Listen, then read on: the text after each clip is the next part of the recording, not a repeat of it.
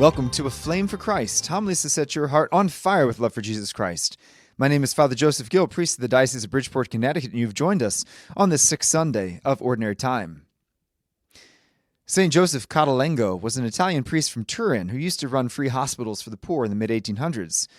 Such a work of charity was not without its challenges, though, including being perpetually short on money. So one day, the cook from the hospital came to him with a small purse containing a few coins, and frantically, he said, "Father Cottolengo, this is all the money we have, and I can't buy enough food for the patients to eat." So the holy priest dumped the coins out into his outstretched palm, and he looked and he said, "Yes, this is indeed far too little." And with that, he threw the coins out the open window. To the shocked cook, he replied, "Have no fear. The money's been multiplied by our trust in God. It'll bear fruit in a few hours." Sure enough, before the end of the day, a woman came to see the saint and donated more than enough money to meet their needs. It is amazing how unconcerned the saints are with material things when we so often spend our days in frantic worry.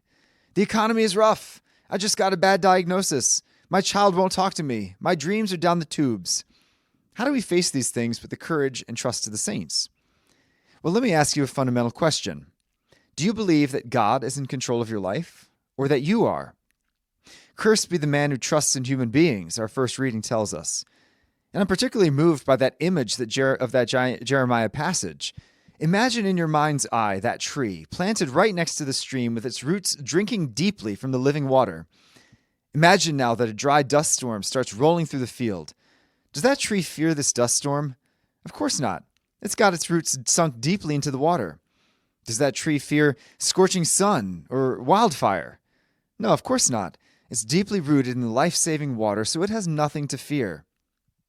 We worry about all sorts of things because we are not yet deeply rooted in Jesus Christ. I think most of us are just trying to do this life thing on our own, right? By our own strength.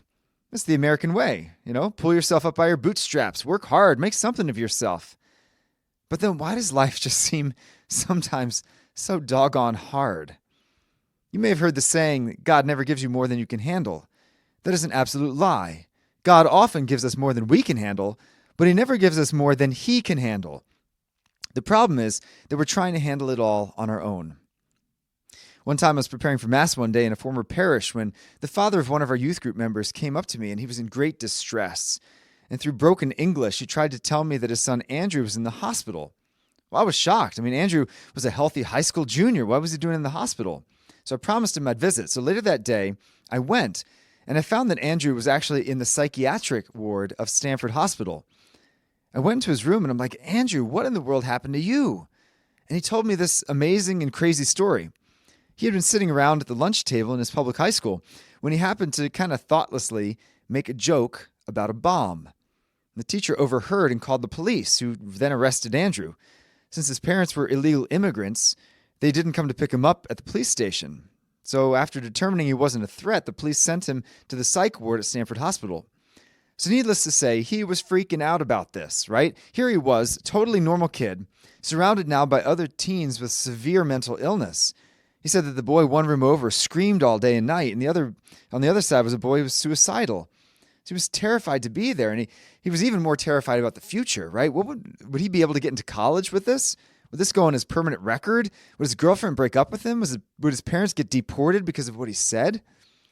So Andrew said that he was laying there, just so completely anxious about the future. The thought occurred to him, God's got this. And he said that an unearthly peace just settled over him from the top of his head to the bottom of his feet. God's got this. I thought that was the best definition of trust I'd ever heard. God's got this. And he was able to get out of the hospital about a week later, and his life hasn't been negatively affected. Really, truly, if God's got this, then who cares what happens to us? That's a lens through which we can read Jesus' words in the Gospels, right? He starts off, "Blessed are you poor, hungry, weeping, hated." Well, if God's got this, if he's really in control of our life and eternity, then who cares if we're poor, hungry, weeping, or hated, so long as we love God and are loved by him? St. Ignatius of Loyola speaks about something called holy indifference. In other words, we should be so rooted in God that all of those other things, wealth or poverty, abundance or hunger, sorrow or joy, praise or criticism, are really unimportant because we're totally surrendered to his will. As Mother Teresa said, if you are humble, nothing will touch you, neither praise nor disgrace, because you know who you are. In other words, if you deeply are rooted in God, you find your identity in Him, you've surrendered your life to Him, you trust that He's truly in control of your life, then nothing will ever bother you.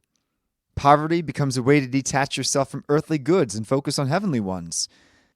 Suffering becomes a forge to fashion the deepest virtues in you. Sorrow will make us long for our true home. Being rejected helps us to remember that only God's love is secure. Some of us may be familiar with Father Walter Chisek. He's an American priest who spent 23 years in Russian prison camps.